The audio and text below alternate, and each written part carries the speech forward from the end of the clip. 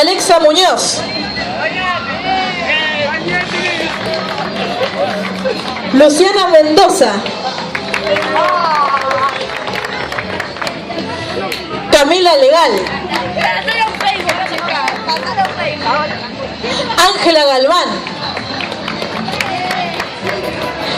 Abigail Vargas.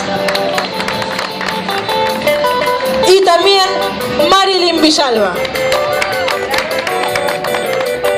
Bueno, y así se despide por ahora se despide el grupo Panambijo Mariposa Azul para aquellos que no entiendan guaraní.